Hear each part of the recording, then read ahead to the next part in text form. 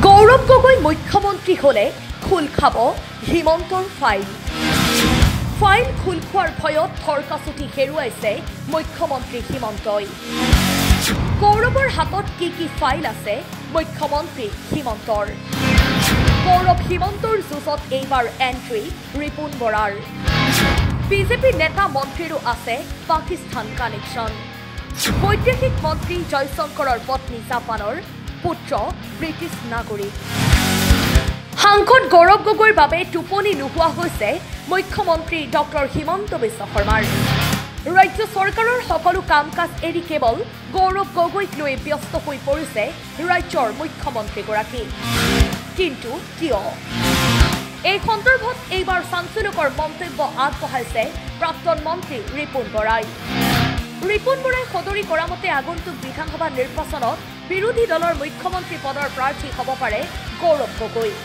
যদিহে গৌৰৱ গগৈ অসমৰ মুখ্যমন্ত্ৰী হয় তেন্তে বৰ্তমানৰ মুখ্যমন্ত্ৰী ডক্টৰ হিমন্ত বিশ্ব শৰ্মাৰ সকলো দুৰ্নীতি আৰু কেলেংকাৰীৰ তদন্ত হ'ব। মুখ্যমন্ত্ৰী আৰু তেওঁৰ পত্নীৰ প্ৰতিটো কেলেংকাৰীৰ ফাইল খোল খাব, যাৰ বাবে শংকিত হৈ পৰিছে মুখ্যমন্ত্ৰী ডক্টৰ হিমন্ত বিশ্ব শৰ্মা। কংগ্ৰেছৰ প্ৰাক্তন সভাপতি ৰিপুণ বৰাই সদৰি কৰা মতে উত্তৰ কাছাৰত সংঘটিত 1000 কোটি টকীয়া কেলেংকাৰীৰ পৰা আৰম্ভ কৰি চাৰদা, লুই ফাৰ্জাৰ আদিৰ সকলো ফাইল মজুত আছে কংগ্ৰেছৰ হাতত।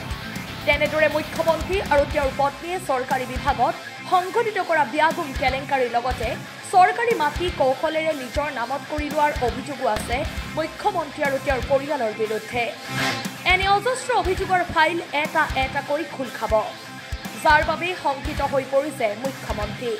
সেয়েহে গৌৰৱ গগৈক ৰাজনৈতিকভাৱে ধ্বংস কৰিবলৈ সকলো চেষ্টা চলাইছে মুখ্যমন্ত্ৰীয়ে। কিয়নো মুখ্যমন্ত্ৰী হিমন্তই এই কথা ভালদৰে জানে যে গৌৰৱ গগৈক ধ্বংস কৰি দিব পাৰিলে আগন্তুক 20-25 বছৰলৈ অসমত তেওঁৰ কোনো প্ৰতিদ্বন্দ্বী নাথাকিব। শুনক ৰিপুণ বৰাৰ সেই মন্তব্য। মুখ্যমন্ত্ৰীৰ উদ্দেশ্য হৈছে এইকেইটা।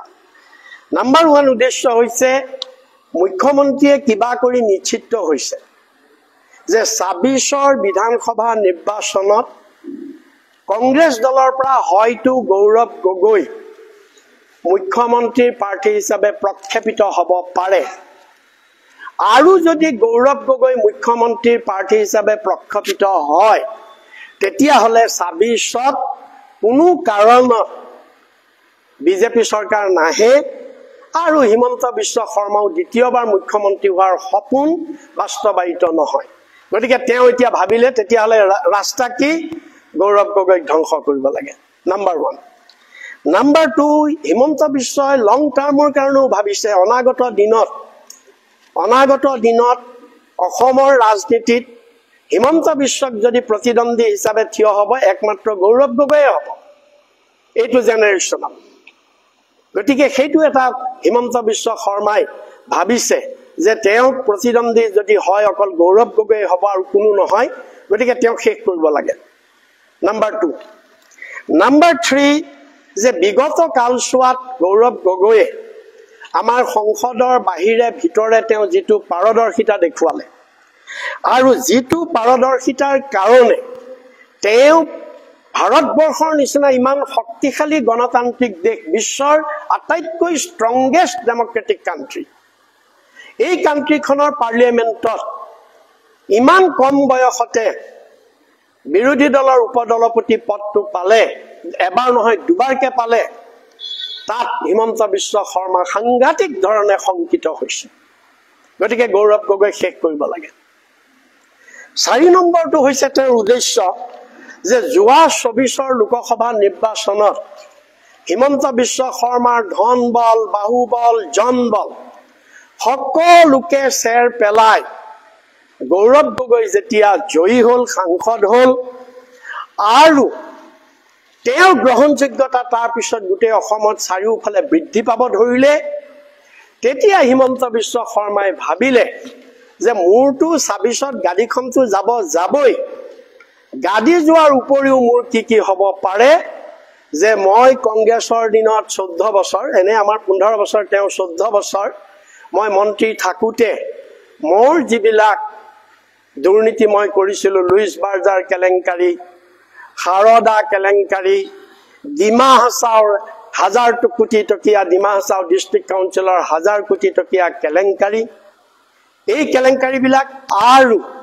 বৰ্তমান মুখ্যমন্ত্ৰীত্বৰ কালত এই সিন্ডিকেট কেলেংকাৰী তেওঁ আৰু তেওঁৰ পত্নীৰ পাহাৰ সম দুৰ্নীতি পাহাৰ সম সম্পত্তি এই গোটেই দুৰ্নীতিবিলাকৰ ফাইলবিলাক হয়তো খুল খাই যাব ফাইলবিলাক যদি খুল খাই যায় তেতিয়া হলে মোৰ ভয়ংকৰ বিপদ হ'ব গতিকে তেতিয়া হলে উপায় কি তে গৌৰৱ গগৈক ধ্বংস কৰিব লাগে এইখিনি হৈছে তেওঁৰ উদ্দেশ্য আৰু এই উদ্দেশ্যৰ কাৰণে তেওঁ বাছি ললে কাৰ দৃষ্টান্ত লৰা ৰজাৰ দৃষ্টান্ত বাছি ললে লৰা ৰজাই যেনেকে তেওঁৰ প্ৰতিদ্বন্দ্বীসকলক অংগচ্ছেদ কৰি নিষ্কণ্টক হৈছিল তেওঁ ঠিক একেদৰে আমাৰ ডক্টৰ হিমন্ত বিশ্ব শৰ্মায়ো ভাবিলে যে তেওঁৰ প্ৰতিদ্বন্দ্বীক যদি আমি অংগচ্ছেদ কৰি দিওঁ গৌৰৱ গগৈক যদি আমি পলিটিক্যালি যদি শেষ কৰি দিওঁ মই আৰু নিষ্কণ্টক আৰু অসমত 20 বছৰলৈ 25 বছৰলৈ কোনো মোৰ প্ৰতিদ্বন্দ্বী নোলায়